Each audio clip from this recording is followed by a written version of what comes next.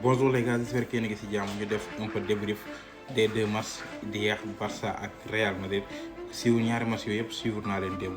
Voilà, démb mënoon ma def débrief, j'étais trop en colère. J'avais même pas la tête à nekk fii naan may def débrief bu kër. Vidéo bi nag c'est pour eux. Ñoom ñaar ñëpp laay def parce que y a beaucoup de choses à comparer, beaucoup de choses à dire. La différence du Barça ak Real laa leen fas yéene wax. Barça hier ils ont tapé Copenhague 4-1 alors que ils étaient mal barrés parce que direct dañoo dugg rek Copenhague dugal leen benn but. Mais la réaction, parce que Barça cette année c'est une équipe de réaction, à chaque fois boo ko dugalee day réactionner. Là où le Real Madrid a mené 1-0 ñu remonté ko 3 buts. Foofu li ma fay njëkk a jàngal mooy différence de caractère entre Barça et Real. Les joueurs du Barça ont du caractère. Là où les joueurs du Real Madrid manquent énormément de caractère. Amuñu fulla, amuñu fayda.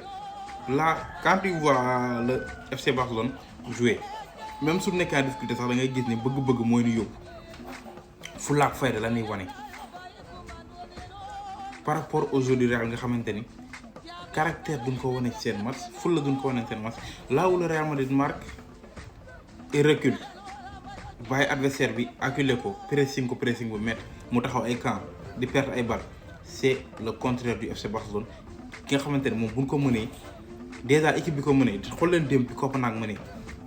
Copenhague lu mu def Barça da ko obligé mu arrière taxaw ay camp, Barça xaaj terrain bi di football ci moitié terrain di ko acculé di ak ay occasion di ko sonal ay occasion ba 48e minute ñu égaliser.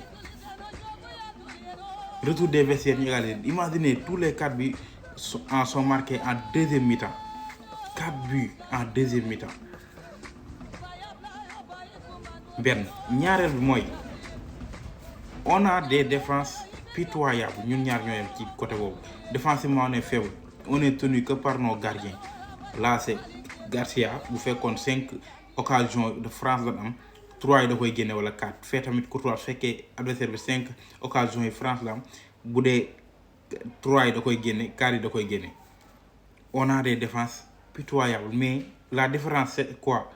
Lu ñu jël ñoom Barça lu mu jël ils ont des joueurs pour les marquer. Regardez Lewandowski, Lamine Yamal, Rafinha, Rashford bi dugg deuxième mi-temps. Il y a pas qu'un seul joueur qui marque côté FC Barcelone. Tous les attaquants peuvent marquer. Rafinha, Lewandowski bu jugee ci banc bi wala mu titulaire, Ferran Torres bu jugee ci banc wala mu titulaire, Rashford bu jugee ci banc bi, Rooney bu jugee ci banc bi, Fermin bu jugee ci banc wala mu titulaire, Olmo bu jugee ci banc wala mu titulaire, ñoom ñëpp ils marquent. Ils arrivent à marquer. Là où le Real Madrid, il y a qu'un seul joueur qui marque et c'est Kylian. Démb moo doublé waat, sinon il y a personne. Ils ne sont pas réguliers. Là où Barça a un milieu de terrain boo xamante ni c'est créatif. Malgré que manqué nañ benn milieu de terrain boo xamante ni day dem au duel voilà di récupérer. C'est ça man tam foofu laa jàpp ni seen défense aussi foofu dafay xaw a métti ci ñoom parce que bu seen défense bi bëggee couvrir loolu lépp nga xamante ni seen milieu de terrain mënuñu carrément c'est pas des milieux de terrain yoo xamante ni dañoo am hargne mën a mettre agressivité, mën a mettre intensité ci seen intervention ba nga xamante ni voilà équipe adversaire bu yegsee ci milieu de terrain bi dafa facile pour mu romb leen jàkkaarloog seen défense. Mais ils ont des milieux de terrain créatifs et techniques qui sont capables de délivrer des passes décisives, de mettre en évidence les attaquants pour ñu mën a marquer, que ça soit De Jong, que ça soit Pedri, que ça soit Fermin Lopez wala Dani Olmo. Nous on a qu'un seul joueur qui peut faire ça, Arda Güler. Bellingham se perd sur le terrain. Bellingham doo xam sax moom fan lay jouer. Da ngay jékki saa kon Bellingham kenn xamatul sax moom bon positionnement lay taxawee doo ko sax xam tellement que doo xam tu comprends pas en fait. Arda Güler donc moo fi nekk comme un passeur boo xamante ne tey il peut trouver des passes incroyables pour mettre en évidence son attaquant. Différence encore une nouvelle fois entre Barça et Real. te man pour man si Barça va sortir de cette Ligue des Champions toujours défensivement moom mooy tax parce que aussi c'est beau d'encaisser des buts et réagir, mais il y a des équipes yoo xamante ne bis bu ñu la dugalee pour nga jëliwaat ko surtout ay huitième de finale quart de finale ça va être très compliqué. Mais Barça bis bu régler problème défensif am wóor na yàlla di ngeen xam ni lépp dëgg la.